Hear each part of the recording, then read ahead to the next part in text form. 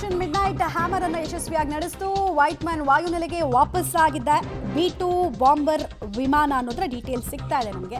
ಅಣ್ವಸ್ತ್ರಗಳ ಕೇಂದ್ರದ ಮೇಲೆ ದಾಳಿ ನಡೆಸಿ ಸಕ್ಸಸ್ಫುಲ್ ಆಗಿ ವಾಪಸ್ ಆಗಿದ್ದಾವೆ, ತಮ್ಮ ಬೇಸ್ಗೆ ಹೋಗಿದ್ದಾವೆ, ಮರಳಿದಾವೆ ಅನ್ನೋದು ಗೊತ್ತಾಗ್ತಾ ಇದೆ. 36 ಗಂಟೆಗಳ ಸತತ ಹಾರಾಟದ ಬಳಿಕ ವಾಪಸ್ ಆಗಿದ್ದಾವೆ ಅಂತ ಅಮೆರಿಕ ಹೇಳಿಕೊಳ್ತಾ ಇದೆ.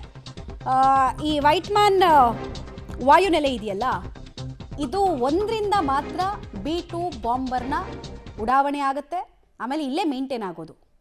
ಅಮೆರಿಕದ ಹತ್ರ ಸುಮಾರು ಮಿಲಿಟರಿ ಯೂನಿಟ್ಗಳಿದ್ದಾವೆ, ಏರ್ ಬೇಸ್ಗಳಿದ್ದಾವೆ. ಬಟ್ ಈ ವೈಟ್ ಮ್ಯಾನ್ ವಾಯುನೆಲೆಯಲ್ಲಿ ಮಾತ್ರ B2 ಬಾಂಬರ್ ಇಳಿಯೋದಕ್ಕೆ, ಟೇಕ್ ಆಫ್ ಆಗೋದಕ್ಕೆ ವ್ಯವಸ್ಥೆಗಳು ಚೆನ್ನಾಗಿರೋದು.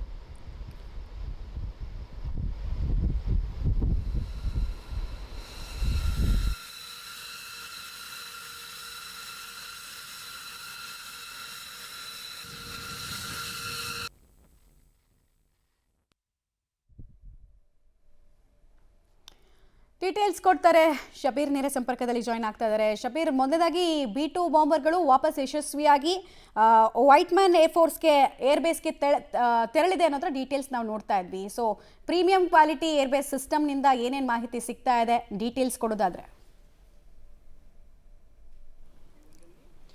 ನೋಡಿ, ಈಗ ಇರಾನ್ನ ಮೇಲೆ ದಾಳಿಯನ್ನು ನಡೆಸಿದಂಥ ಈ ಒಂದು B2 ಬಾಂಬರ್ಗಳೇನಿದ್ವು ಅವೆಲ್ಲವೂ ಕೂಡ ಈಗ ಸೇಫ್ ಆಗಿ ತಮ್ಮ ನೆಲೆಗಳನ್ನು ತಲುಪಿದವೆ ಅನ್ನುವಂಥ ಮಾಹಿತಿಯನ್ನು ಅಮೆರಿಕ ಕೊಡ್ತಾ ಇರುವಂಥದ್ದು.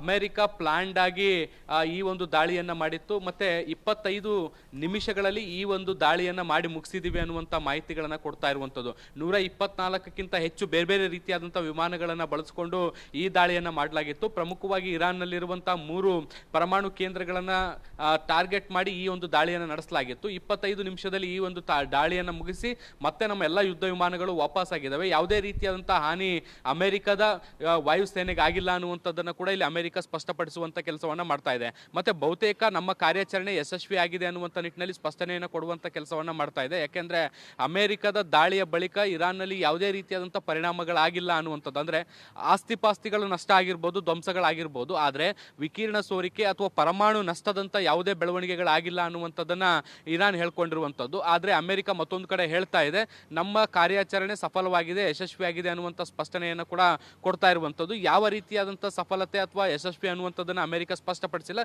ಕೇವಲ ಹೋಗಿ ದಾಳಿ ಮಾಡಿ ಬರುವಂಥದ್ದ ಅಥವಾ ನಿರ್ದಿಷ್ಟ ಒಂದು ಉದ್ದೇಶವನ್ನು ಹೊಂದಲಾಗಿತ್ತು. ಅಂದ್ರೆ ಅಲ್ಲಿರುವಂಥ ಪರಮಾಣು ಏನು ಆಸ್ತಿ ಏನಿದೆ ಅದನ್ನ ಧ್ವಂಸ ಮಾಡಬೇಕು, ನಾಶ ಮಾಡಬೇಕು ಅನ್ನುವಂಥ ಉದ್ದೇಶವನ್ನು ಹೊಂದಲಾಗಿತ್ತು. ಸೊ ಇದು ಯಶಸ್ವಿಯಾಗಿದೆ ಅನ್ನುವಂಥದ್ದನ್ನು ಸ್ಪಷ್ಟಪಡಿಸಿಲ್ಲ. ಆದ್ರೆ ನಮ್ಮ ಕಾರ್ಯಾಚರಣೆ ಮಿಷನ್ ಸಕ್ಸಸ್ಫುಲ್ ಆಗಿದೆ ಅನ್ನುವಂಥ ನಿಟ್ಟಿನಲ್ಲಿ ಅಮೆರಿಕ ಈಗ ಸ್ಪಷ್ಟನೆಯನ್ನು ಕೊಡುವಂತ ಕೆಲಸ ಮಾಡಿದೆ. ಮಮತಾ, ಆಲ್ ರೈಟ್, ಹಾಗೆ ಸಂಪರ್ಕದಲ್ಲಿ ಶಬೀರ್ ವಾಪಸ್ ಬಂದೆ.